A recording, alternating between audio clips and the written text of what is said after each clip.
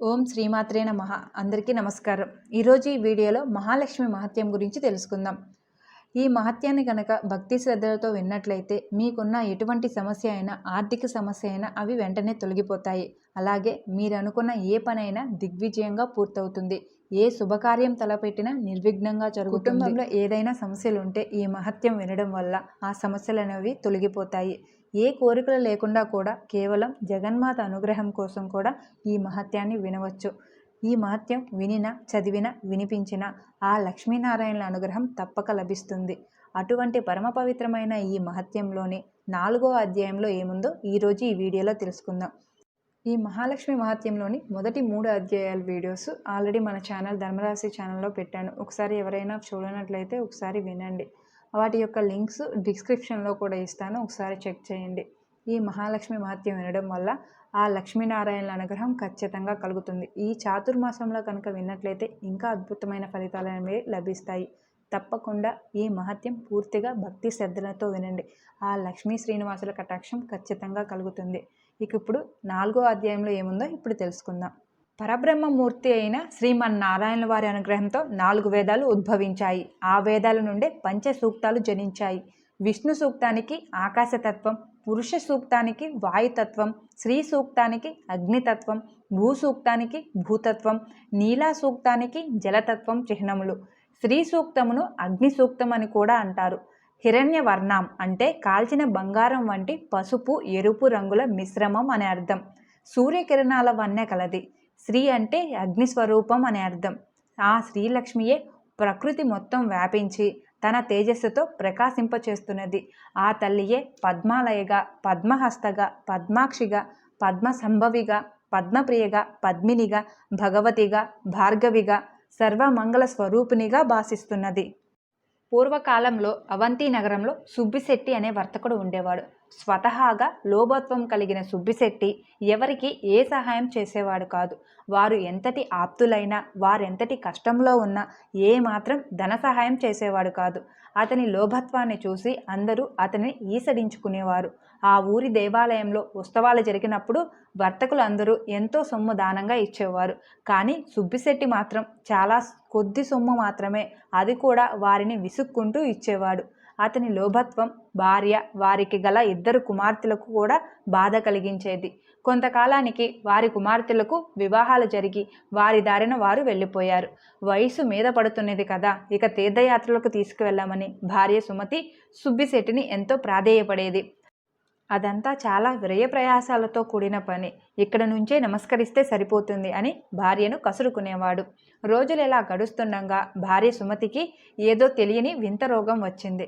పగలంతా చక్కగా ఉండే మనిషి సాయంత్రం కాగానే విపరీతమైన కాళ్ళ నొప్పులు వచ్చి కదలలేకపోయేది. బాధతో విలవిలలాడేది. భార్య ఇంత బాధపడుతున్నా సుబ్బిశెట్టి మాత్రం ఆమెను ఏ వైద్యుడి వద్దకు తీసుకువెళ్ళలేదు. మందులకు చాలా వ్యయం అవుతుందని ఆమెను కసురుకునేవాడు. రోజు రోజుకి సుమతి బాధ ఎక్కువ కాసాగింది. ఇదివరకు సాయంత్రానికి వచ్చే కాళ్ళ నొప్పులు ఇప్పుడు మధ్యాహ్న సమయానికే రాసాగాయి. అంతేకాక చేతులు కూడా విపరీతంగా నొప్పి చేయసాగాయి. ఏ వస్తువు ఇటు తీసి అటు పెట్టే ఓపిక లేకపోయింది. భార్య ఎంత బాధపడుతున్నా సుబ్బిశెట్టి తనకు ఏమీ పట్టనట్టు ఉండేవాడు. వైద్యుని వద్దకు తీసుకువెళ్ళేవాడు కాదు. తల్లికి ఈ విధంగా ఉన్నదని కనీసం కుమార్తెలకు కబురు కూడా చేయలేదు. చెబితే వారందరూ కుటుంబాలతో సహా వచ్చి ఇంట్లో తిష్ట వేస్తారని, దాని వలన ఎంతో సొమ్ము వ్యయం అవుతుందని భార్య సుమతిని ఈసడించుకునేవాడు. ఏ మందులు వాడకపోవడం చేత సుమతి ఆరోగ్యం నానాటికి క్షీణింపసాగింది. మంచం మీద నుంచి కదిలే ఓపిక కూడా నశించింది. చూపు మందగించింది. ఆ విధంగా ఎన్నో బాధలు పడి చివరికి ఒకనాడు మరణించింది. ఈ కబురు ఊరి వాళ్ళ ద్వారా తెలుసుకున్న కుమార్తెలు హుటాహుటిన వచ్చారు. తండ్రి పిసినారితనం వలన తల్లికి సరిగా వైద్యం కూడా చేయించలేదని తెలుసుకొని ఎంతో బాధపడ్డారు. తండ్రిని ఎంతో ఈసడించుకున్నారు. భార్య చనిపోవటంతో సుబ్బిశెట్టిలో కొంత మార్పు వచ్చింది. చేసిన పాపాల వలన వ్యాపారం బాగా దెబ్బతింది. కానీ లోభత్వం మాత్రం ఏమాత్రం తగ్గలేదు. కొన్ని నెలలు వ్యాపారం సరిగా లేక చాలా నష్టం వచ్చి చివరకు ఉన్న ఇల్లు కూడా అమ్మవలసి వచ్చింది. ఊరి వారెవరూ ఎటువంటి సహాయం చేయడానికి ముందుకు రాలేదు. చివరికి తినడానికి లేక పూట గడవక చాలా కష్టాలు పడ్డాడు. ఎంతో దర్జాగా బతికిన ఆ ఊరిలో ఇక ఉండలేనని తలచి ఒకనాడు అర్ధరాత్రి ఊరు విడిచి బయలుదేరాడు. ఒంట్లో ఏమాత్రం ఓపిక లేదు. అయినా అలాగే చేతికర్ర సహాయంతో అడవిదారి పట్టి వెళ్ళాడు. ఉదయానికి మరో ఊరు చేరాడు. అక్కడ 2 రోజులు ఉండి ఆ ఊరివారు కూడా తనను గుర్తించడం చేత అవమాన భారం భరించలేక అక్కడి నుండి కూడా ఒకనాడు అర్ధరాత్రి ఊరు విడిచి బయలుదేరాడు. కొంత దూరం వెళ్ళగానే అడవి వచ్చింది. అంతా చీకటిగా ఉంది. సరిగా తిండి కూడా లేకపోవడం చేత నడక కూడా సరిగా రావటం లేదు. ఇంతలో ఒక్కసారిగా ఎదురుగా ఎలుకబంటి కనిపించింది. సుబ్బిశెట్టి పై ప్రాణాలు పైనే పోయాయి. ఎలుకబంటి భీకరంగా అరుస్తూ సుబ్బిశెట్టిపై దూకబోయింది. ఒక్కసారిగా జరిగిన ఈ పరిణామానికి సుబ్బిశెట్టి ఒళ్ళు జలతరించింది. ప్రాణాలు అరిచేత పట్టుకొని పరుగు లంఘించుకున్నాడు. కాళ్ళకి ముళ్ళు గుచ్చుకుంటున్నా లెక్క చేయక ఒంట్లో లేని ఓపిక తెచ్చుకొని పరిగెత్తసాగాడు. ఎలుకబంటి కూడా భీకరంగా అరుస్తూ అతని వెనకనే రాసాగింది. ఇలా కొంత దూరం వెళ్ళిన తర్వాత సుబ్బిశెట్టికి ఒక పాడుబడిన భవనం కనిపించింది. ఒక్కసారిగా లోపలికి పరిగెత్తి ఏమాత్రం శబ్దం చేయకుండా దాక్కున్నాడు. లోపలంతా కటిక చీకటిగా ఉన్నది. అయినా కిక్కురు మనకుండా దాక్కున్నాడు. ఎలుకబంటి కాసేపు చుట్టుపక్కల తిరిగి తన దారిన తాను వెళ్ళిపోయింది. ఆ చీకట్లో సుబ్బిశెట్టి దాక్కున్నది ఒక పురాతన ఆలయం. ఇంతకు మునుపు ఎలుకబంటి భయం చేత ఇక వేరే భయం తోచలేదు. కానీ ఇప్పుడు ఈ కటిక చీకటిలో కూర్చోవాలంటే సుబ్బిశెట్టికి విపరీతమైన భయం వేసింది. నెమ్మదిగా అటు ఇటు తడుముతూ 2 చెకుముకి రాళ్ళు సంపాదించి వాటితో కొంత వెలుగు రాగానే ఎదురుగా చూసిన దృశ్యానికి అతడికి ఆశ్చర్యం వేసింది. ఆ వెలుగులో శ్రీ మహాలక్ష్మి విగ్రహం కనిపించింది. తాను ఉన్నది మహాలక్ష్మి ఆలయం అని అర్థమైంది. పాడుబడి ఎవరూ పట్టించుకొనక శిథిలావస్థలో ఉన్నదని గమనించాడు. ఎంతో బూజు పట్టి ఉన్నది. చీకటిగా ఉండడం చేత అమ్మవారి విగ్రహాన్ని చూసి భయపడ్డాడు. నిత్య ధూప దీప నైవేద్యాలు లేకపోవటం వలన విగ్రహం చూపురులను భయపెట్టేలా ఉన్నది. ఏ విధంగానైనా ఇక్కడ దీపం వెలిగించకపోతే తాను ఉండేలా అనిపించలేదు. అలాగని బయటకు వెళదామంటే ఎలుగుబంటి భయం. అటూ ఇటూ చూసిన సుబ్బిశెట్టికి అదృష్టం కొద్దీ ఒక పాత నూనె సీసా కనపడింది.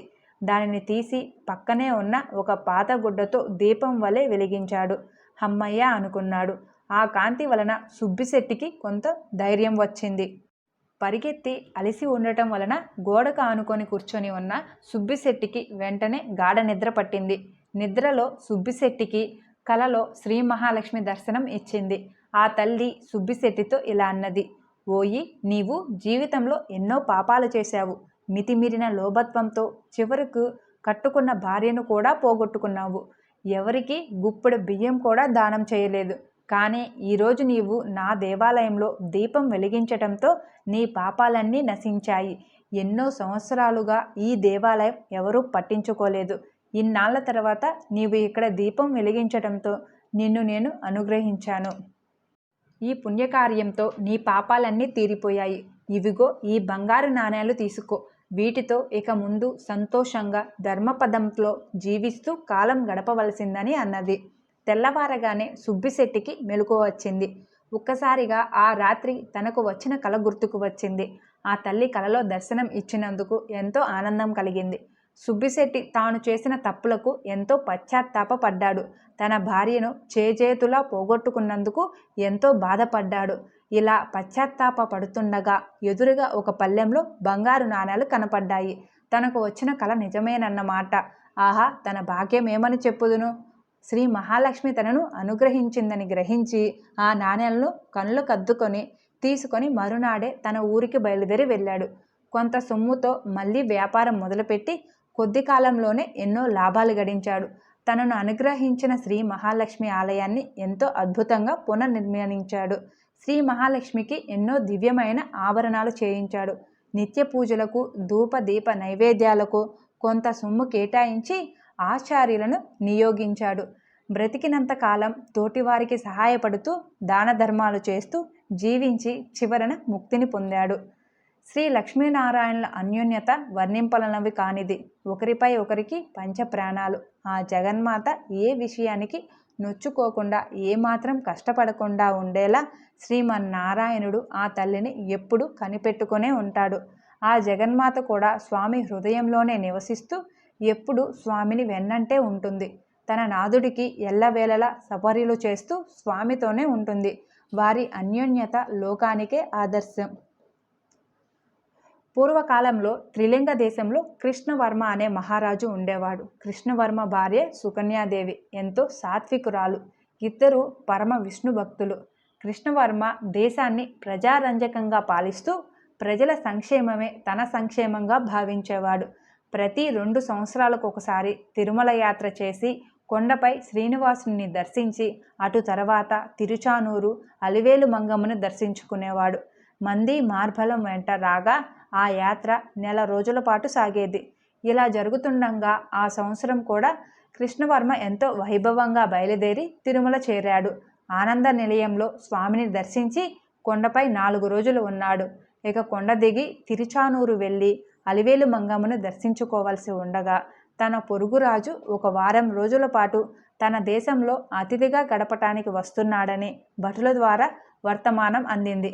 అందిన వెంటనే బయలుదేరడానికి సన్నద్ధమై తిరుచానూరు అమ్మవారిని మరోమారు దర్శించుకొనవచ్చునని తలిచాడు. ఈ విషయం తెలుసుకున్న భార్య సుకన్యాదేవి మహారాజుతో ఇలా అన్నది: ఓ మహారాజా, ఆ జగన్మాత అనుగ్రహంతోనే మనం ఇలా సంతోషంగా ఉండగలుగుతున్నాము. ఆమె అనుగ్రహం వలననే మనకు సర్వ సౌభాగ్యాలు, సర్వ ఐశ్వర్యాలు లభించాయి. ఎలాగైనా ఆ తల్లిని దర్శించుకొని వెళదాము అన్నది. అందుకు మహారాజు సుకన్యని, నీ మనస్సు నేనెరుగుదను, కానీ అవతల పొరుగురాజు వచ్చేటప్పటికి మనం నగరంలో లేకపోతే బాగుండదు. మనం వెంటనే వెళ్ళాలి అని అన్నాడు. అంతటితో ఆగక చిరునవ్వు నవ్వుతూ, ఆ జగన్మాత మన ఇంట ఉండనే ఉన్నదిగా అని అన్నాడు. ఆ మాటలు అసంకల్పితంగా అన్నవే అయినప్పటికీ ఆనంద నిలయంలోని శ్రీనివాసునికి ఆగ్రహం కలిగింది. మహారాజు చెప్పిన మాట కాదనలేక, ఎదురు చెప్పే ధైర్యం లేక సుకన్య మరి మాట్లాడలేదు. వెంటనే తిరిగి బయలుదేరి నగరం చేరుకున్నారు. తన ప్రియసఖి అయిన శ్రీదేవిని ఉపేక్షించినందుకు కృష్ణవర్మపై శ్రీమన్నారాయణ వారికి ఎంతో ఆగ్రహం కలిగింది. ఆ ఆగ్రహం ఫలితంగా మహారాజు సర్వ ఐశ్వర్యాలను కోల్పోయాడు. కొందరు పొరుగురాజులు దండెత్తి త్రిలింగ దేశాన్ని ఆక్రమించుకున్నారు. కృష్ణవర్మ భార్యతో సహా తప్పించుకొని అడవులలోకి పారిపోయాడు. సర్వం కోల్పోయి కట్టుబట్టలతో మిగిలిన ఆ రాజదంపతులు అడవులలో కందమూలాలను భుజిస్తూ చాలా దీనస్థితిలో జీవితం గడపసాగారు. ఈ విధంగా ఎందుకు జరిగిందో వారికి అర్థం కాలేదు. ఒకనాడు వారికి ఒక మునీశ్వరుడు ఎదురుపడ్డాడు. అప్పుడు ఆ దంపతులు ఆ మునీశ్వరునికి తమ దీన పరిస్థితిని వివరించారు. ఈ కష్టాల నుండి బయటపడే మార్గం అనుగ్రహించవలసిందని ప్రార్థించారు. అప్పుడు ఆ మునీశ్వరుడు కనులు మూసుకొని ఆ దంపతులతో ఇలా అన్నాడు: మహారాజా, మీరు ఒకనాడు అనాలోచితంగా అన్న మాటే మిమ్మలను, మీ భార్యను ఈ స్థితికి తీసుకువచ్చింది. ఆ రోజు మీరు తిరుచానూరు శ్రీ పద్మావతి అమ్మవారిని దర్శించకుండా వెనుతిరిగారు. అంతేకాక ఆ తల్లి మా ఇంటనే ఉండగా ఇక ప్రత్యేకంగా కొలిచేదేమున్నది అన్న భావన వచ్చేలా మీరు అన్నారు. ఈ మాటలకు ఆమె ప్రియవల్లభుడైన శ్రీమన్నారాయణుల వారికి ఆగ్రహం కలిగింది. తన ప్రియసఖిని నిర్లక్ష్యం చేసినందుకు మీపై ఆగ్రహం కలిగింది. అందువలననే మీరు సర్వం కోల్పోయి ఈ పరిస్థితికి వచ్చారు. మీకు తిరిగి మంచి రోజులు రావాలంటే ఒకే ఒక మార్గం ఉన్నది. అదేమిటంటే మీరు తిరుచానూరు వెళ్ళి 40 రోజుల పాటు ఆ జగన్మాతను సేవిస్తూ అక్కడే గడపాలి. అప్పుడు ఆ తల్లి అనుగ్రహించి శ్రీమన్నారాయణుల వారు కూడా సంతోషించి మీకు మునుపటి వైభవాన్ని కలుగు చేస్తారని అన్నాడు. ఇది విన్న ఆ రాజదంపతులు ఆ మునీశ్వరునికి నమస్కరించి ఆ మరునాడే బయలుదేరి తిరుచానూరు చేరుకున్నారు. జట్టు బాగా పెరిగి బట్టలు కూడా సరిగా లేకపోవడం చేత అక్కడి వారెవరూ రాజదంపతులను గుర్తుపట్టలేదు. వీరు వేరే దేశం నుండి వచ్చిన భక్తులని తలచారు. రాజదంపతులిద్దరూ 40 రోజులు అక్కడే ఉండి రోజు ఆలయంలో జగన్మాతను సేవిస్తూ గడిపారు. వీరి కఠోర దీక్షకు శ్రీ లక్ష్మీనారాయణులు ఎంతో సంతోషించారు. వారి అనుగ్రహంతో తిరిగి వారికి రాజ్యాధికారం వచ్చి సర్వ సౌభాగ్యాలు చేకూరాయి. ఓ జగన్మాత, నీవు జ్ఞానస్వరూపినివి. నీవు ఉన్న చోట సర్వ సౌభాగ్యాలు ఉంటాయి. సమస్త సంపదలకు మూలకారకురాలివైన తల్లి, నీకివే మా నమస్కారములు. కైలాసంలో పార్వతీదేవిగా, పాలసముద్రంలో పుట్టిన సింధు కన్యగా, స్వర్గంలో స్వర్గలక్ష్మిగా, భూలోకంలో లక్ష్మీదేవిగా, వైకుంఠంలో శ్రీ మహాలక్ష్మిగా, బ్రహ్మలోకంలో వాగ్దేవి రూపంలో సరస్వతిగా, గంగగా, తులసిగా భాసిస్తున్న ఓ జగన్మాత, నీకివే మా నమస్కారములు. అయోధ్య నగరాన్ని పరిపాలించిన దిలీపుడు రఘుకులానికి మూల పురుషుడు. అతడు ఎంతో ధర్మపరుడైన ప్రభువు. ప్రజల్ని కన్నబిడ్డల్లా చూసుకునేవాడు. కానీ దిలీపునకు ఎంతో కాలం సంతానం కలగక అలమటిస్తూ ఉంటే గురువైన వశిష్ఠుడు లక్ష్మీదేవికి ప్రతిరూపమైన గోమాత నందినీ దేనువుని సేవించమని సలహా ఇచ్చాడు. రాజ్యభారాన్ని మంత్రులపై ఉంచి ఆ రాజదంపతులు నందినీ దేనువు అనే గోమాతకు సేవ చేయటం మొదలుపెట్టారు. రోజు ఆ గోమాతతో పాటు అడవికి పోయి సాయంత్రం తిరిగి వచ్చేవారు. ఇలా ఉండగా ఆ జగన్మాత వారిని పరీక్షించాలని అనుకుంది. ఒక మాయాసింహం రూపం దాల్చి ఒకనాడు ఆ గోమాతను కబళించబోయింది. దిలీప మహారాజు ఆ సింహాన్ని అడ్డుకొని గోవు బదులుగా తనని తాను సింహానికి ఆహారంగా సమర్పించుకోవటానికి సిద్ధపడతాడు. అతని భక్తి విశ్వాసాలకి మెచ్చి ఆ తల్లి ఆ రాజును అనుగ్రహించింది. ఆ మాత అనుగ్రహం వల్ల దిలీపుడు విఖ్యాత రఘు మహారాజుని కొడుకుగా పొందగలిగాడు. ఆ రఘుకులానికి చెందిన వాడే అయినా శ్రీరామచంద్రమూర్తి ఆవిర్భావం కూడా పుత్రికామేష్టి అనే యాగం చేసిన తర్వాత మాత్రమే సిద్ధించింది. ఈ యాగాన్ని చేయించినవాడు ఋష్యశృంగ మహర్షి. అతని తండ్రి అయిన విభాండక మహర్షి.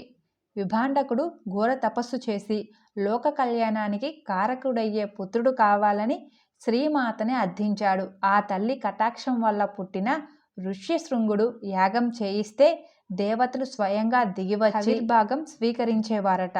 అటువంటి ఋష్యశృంగుణ్ణి దశరథ మహారాజు రావించి యాగ నిర్వహణ చేయవలసిందిగా కోరాడు.